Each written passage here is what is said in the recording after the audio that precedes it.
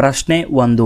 ಭಾರತದ ಸಂವಿಧಾನದಲ್ಲಿ ಮೂಲಭೂತ ಕರ್ತವ್ಯಗಳನ್ನು ಯಾವ ತಿದ್ದುಪಡಿಯ ಮೂಲಕ ಸೇರಿಸಲಾಯಿತು? ಎ. 44ನೇ ತಿದ್ದುಪಡಿ, ಬಿ. 42ನೇ ತಿದ್ದುಪಡಿ, ಸಿ.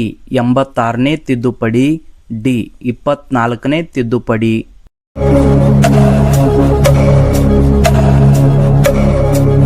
ಸರಿಯಾದ ಉತ್ತರ ಬಿ. 42ನೇ ತಿದ್ದುಪಡಿ. ಈ ತಿದ್ದುಪಡಿಯನ್ನ ಮಿನಿ ಸಂವಿಧಾನ ಎಂದು ಕರೆಯುತ್ತಾರೆ. ಪ್ರಶ್ನೆ 2. ಬಾದಾಮಿಯ ಚಾಲುಕ್ಯರ ಪ್ರಸಿದ್ಧ ದೊರೆ ಹಿಮ್ಮಡಿ ಪುಲಿಕೇಶಿಯು ಯಾವ ನದಿಯ ದಡದಲ್ಲಿ ಹರ್ಷವರ್ಧನನನ್ನು ಸೋಲಿಸಿದನು? A. Krishna, B. Narmada, C. Ganga, D. Tungabhadra.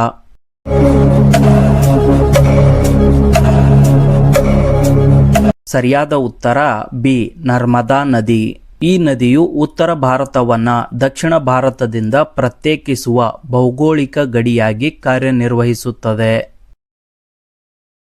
ಪ್ರಶ್ನೆ 3. ಭಾರತದಲ್ಲಿ ಹತ್ತಿ ಬೆಳವಣಿಗೆಗೆ ಅತ್ಯಂತ ಸೂಕ್ತವಾದ ಮಣ್ಣು ಯಾವುದು? ಎ. ಕಪ್ಪು ಮಣ್ಣು, ಬಿ. ಕೆಂಪು ಮಣ್ಣು, ಸಿ. ಲ್ಯಾಟರೈಟ್ ಮಣ್ಣು, ಡಿ. ಮೆಕ್ಕಲು ಮಣ್ಣು.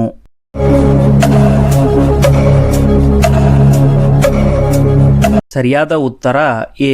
ಕಪ್ಪು ಮಣ್ಣು. ಕಪ್ಪು ಮಣ್ಣು ತೇವಾಂಶವನ್ನು ಹಿಡಿದಿಟ್ಟುಕೊಳ್ಳುವ ಸಾಮರ್ಥ್ಯವನ್ನು ಹೊಂದಿದೆ. ಪ್ರಶ್ನೆ 4.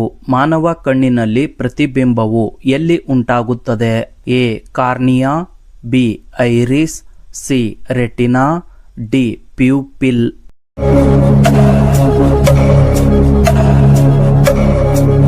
ಸರಿಯಾದ ಉತ್ತರ ಸಿ. ರೆಟಿನಾ. ಇದು ಕಣ್ಣಿನ ಹಿಂಭಾಗದಲ್ಲಿರುವ ಬೆಳಕಿನ ಸೂಕ್ಷ್ಮವಾದ ತೆರೆಯಾಗಿದೆ. ಇದು ಕ್ಯಾಮ್ರಾದ ಫಿಲ್ಮ್ನಂತೆ ಕಾರ್ಯನಿರ್ವಹಿಸುತ್ತದೆ. ಪ್ರಶ್ನೆ 5. ರಾಜ್ಯದ ರಾಜ್ಯಪಾಲರನ್ನ ಯಾರು ನೇಮಕ ಮಾಡುತ್ತಾರೆ? ಎ. ರಾಷ್ಟ್ರಪತಿ, ಬಿ. ಪ್ರಧಾನಮಂತ್ರಿ, ಸಿ.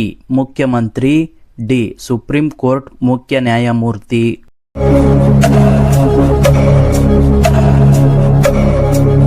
ಸರಿಯಾದ ಉತ್ತರ ಎ. ರಾಷ್ಟ್ರಪತಿ. ಪ್ರಶ್ನೆ 6. ಶರಾವತಿ ನದಿಯಿಂದ ನಿರ್ಮಿತವಾದ ಭಾರತದ ಅತಿ ಎತ್ತರದ ಜಲಪಾತ ಯಾವುದು? ಎ. ಜೋಗ ಜಲಪಾತ, ಬಿ. ಕುಂಚಿಕಲ್ ಜಲಪಾತ, ಸಿ. ಶಿವನ ಸಮುದ್ರ ಜಲಪಾತ, ಡಿ. ಗೋಕಾಕ್ ಜಲಪಾತ.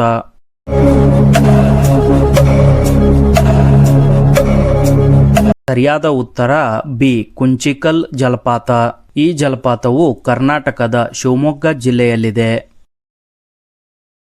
ಪ್ರಶ್ನೆ 7. 1905ರ ಬಂಗಾಳ ವಿಭಜನೆಯನ್ನು ಮಾಡಿದ ವೈಸರಾಯ ಯಾರು? A. Lord Ripon, B. Lord Mountbatten, C. Lord Curzon, D. Lord Dalhousie.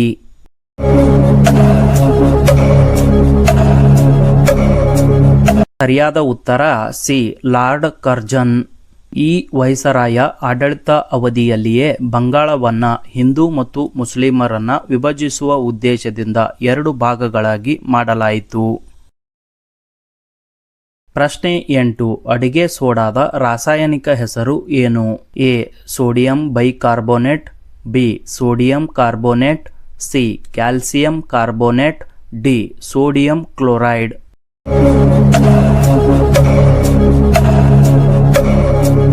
ಸರಿಯಾದ ಉತ್ತರ ಎ. Sodium bicarbonate. ಇದನ್ನ ಬೇಕಿಂಗ್ ಪೌಡರ್ ತಯಾರಿಸಲು ಮತ್ತು ಕೇಕ್ಗಳನ್ನು ಮೃದುಗೊಳಿಸಲು ಬಳಸಲಾಗುತ್ತದೆ. ಪ್ರಶ್ನೆ 9. ಕರ್ನಾಟಕದಲ್ಲಿ ಪಂಚಾಯತ್ ರಾಜ್ ವ್ಯವಸ್ಥೆಯನ್ನ ಯಾವ ಸಮಿತಿಯ ಶಿಫಾರಸ್ಸಿನ ಮೇರೆಗೆ ಜಾರಿಗೆ ತರಲಾಯಿತು? ಎ. ಬಲವಂತರಾವ್ ಮೆಹ್ತಾ ಸಮಿತಿ, ಬಿ.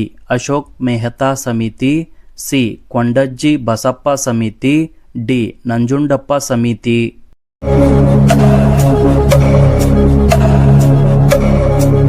ಸರಿಯಾದ ಉತ್ತರ ಸಿ. ಕೊಂಡಜ್ಜಿ ಬಸಪ್ಪ ಸಮಿತಿ. ಪ್ರಶ್ನೆ 10. ಭಾರತದಲ್ಲಿ ಹಸಿರು ಕ್ರಾಂತಿಯ ಪಿತಾಮಹ ಎಂದು ಯಾರನ್ನ ಕರೆಯುತ್ತಾರೆ? A. M. S. Swaminathan, B. Verghese Kurien, C. Norman Borlaug, D. C. Subramaniam.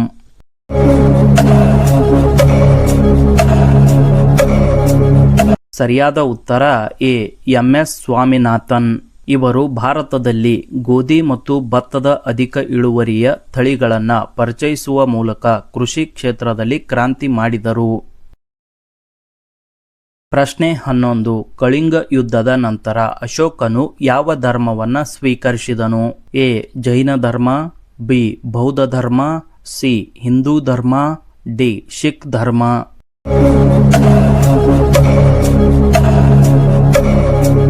ಸರಿಯಾದ ಉತ್ತರ ಬಿ. ಬೌದ್ಧ ಧರ್ಮ. ಉಪಗುಪ್ತ ಎಂಬ ಬೌದ್ಧ ಸನ್ಯಾಸಿಯು ಅಶೋಕನಿಗೆ ಧರ್ಮದ ದೀಕ್ಷೆಯನ್ನು ನೀಡಿದನು. ಪ್ರಶ್ನೆ 12. ಭಾರತ ಸಂವಿಧಾನದ ಯಾವ ವಿಧಿಯನ್ನು ಸಂವಿಧಾನದ ಹೃದಯ ಮತ್ತು ಆತ್ಮ ಎಂದು ಡಾಕ್ಟರ್ ಬಿ.ಆರ್. ಅಂಬೇಡ್ಕರ್ ಅವರು ಕರೆದಿದ್ದಾರೆ? ಎ. ವಿಧಿ 14, ಬಿ. ವಿಧಿ 21, ಸಿ. ವಿಧಿ 19, ಡಿ. ವಿಧಿ 32.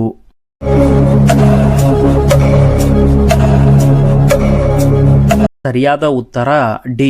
ವಿಧಿ 32. ಈ ವಿಧಿ ಅಡಿಯಲ್ಲಿ ನಾಗರಿಕರು ತಮ್ಮ ಮೂಲಭೂತ ಹಕ್ಕುಗಳ ಉಲ್ಲಂಘನೆಯಾದಾಗ ಸುಪ್ರೀಂ ಕೋರ್ಟ್ ಅನ್ನು ಸಂಪರ್ಕಿಸಬಹುದು. ಪ್ರಶ್ನೆ 13. ದಂಡಿ ಯಾತ್ರೆ ಯಾವ ವರ್ಷದಲ್ಲಿ ನಡೆಯಿತು? ಎ. 1930, ಬಿ. 1920, ಸಿ. 1942, ಡಿ. 1919.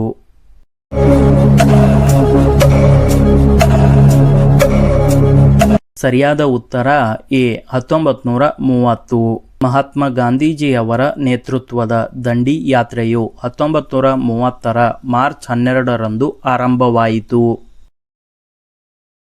ಪ್ರಶ್ನೆ 14. ಕರ್ನಾಟಕದ ಅತಿ ಹೆಚ್ಚು ಮಳೆಯಾಗುವ ಪ್ರದೇಶ ಯಾವುದು? A. Agumbe, B. Madikeri, C. Kodachadri, D. Hulikal.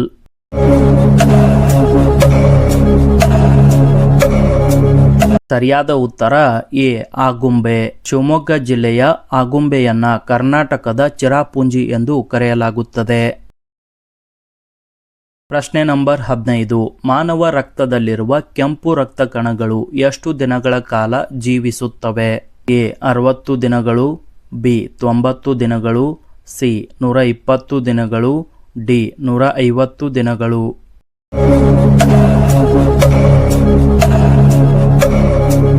ಸರಿಯಾದ ಉತ್ತರ ಸಿ. 120 ದಿನಗಳು. ಈ ಜೀವಕೋಶಗಳು ದೇಹಾದ್ಯಂತ ಆಮ್ಲಜನಕವನ್ನು ಸಾಗಿಸುತ್ತವೆ ಮತ್ತು ಇವುಗಳ ಜೀವಿತಾವಧಿ ಸುಮಾರು 4 ತಿಂಗಳುಗಳು. ಪ್ರಶ್ನೆ 16. ಲೋಕಸಭೆಯ ಸ್ಪೀಕರ್ ಅವರನ್ನ ಯಾರು ಆಯ್ಕೆ ಮಾಡುತ್ತಾರೆ? ಎ. ಲೋಕಸಭೆಯ ಸದಸ್ಯರು, ಬಿ. ರಾಜ್ಯಸಭೆಯ ಸದಸ್ಯರು, ಸಿ. ಭಾರತದ ರಾಷ್ಟ್ರಪತಿ, ಡಿ. ಪ್ರಧಾನಮಂತ್ರಿ.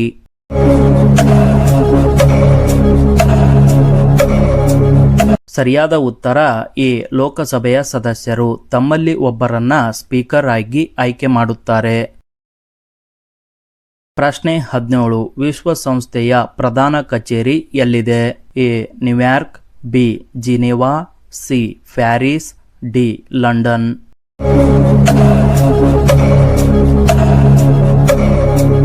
ಸರಿಯಾದ ಉತ್ತರ ಎ. ನ್ಯೂಯಾರ್ಕ್. ವಿಶ್ವಸಂಸ್ಥೆಯ ಪ್ರಧಾನ ಕಚೇರಿಯು ಅಮೆರಿಕದ ನ್ಯೂಯಾರ್ಕ್ ನಗರದಲ್ಲಿದೆ. ಪ್ರಶ್ನೆ 18. ವಿಜಯನಗರ ಸಾಮ್ರಾಜ್ಯವನ್ನ ಸ್ಥಾಪಿಸಿದವರು ಯಾರು? A. Krishnadevaraya, B. Bukkaraya, C. Harihara ಮತ್ತು ಬುಕ್ಕ, ಡಿ. ಸದಾಶಿವರಾಯ.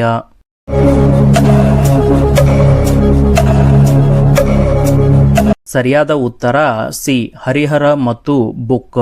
ಹರಿಹರ ಮತ್ತು ಬುಕ್ಕ ಎಂಬ ಸಹೋದರರು 1336ರಲ್ಲಿ ವಿಜಯನಗರ ಸಾಮ್ರಾಜ್ಯವನ್ನು ಸ್ಥಾಪಿಸಿದರು. ಪ್ರಶ್ನೆ 19.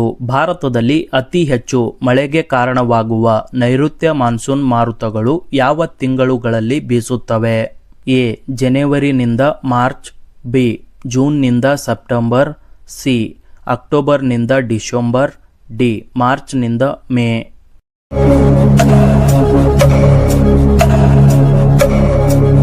ಸರಿಯಾದ ಉತ್ತರ ಬಿ. ಜೂನ್ನಿಂದ ಸೆಪ್ಟೆಂಬರ್. ಈ ಮಾರುತಗಳು ಹಿಂದೂ ಮಹಾಸಾಗರದಿಂದ ತೇವಾಂಶವನ್ನ ಪಡೆದುಕೊಂಡು ಭಾರತದ ಕಡೆಗೆ ಬೀಸುತ್ತವೆ.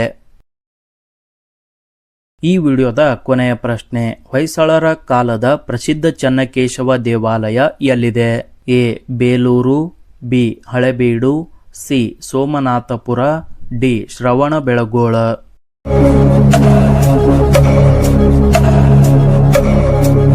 ಸರಿಯಾದ ಉತ್ತರ ಎ ಬೇಲೂರು. ಹೊಯ್ಸಳರ ಕಾಲದ ಅತ್ಯಂತ ಸುಂದರವಾದ ಚನ್ನಕೇಶವ ದೇವಾಲಯಕ್ಕೆ ಪ್ರಸಿದ್ಧವಾಗಿದೆ.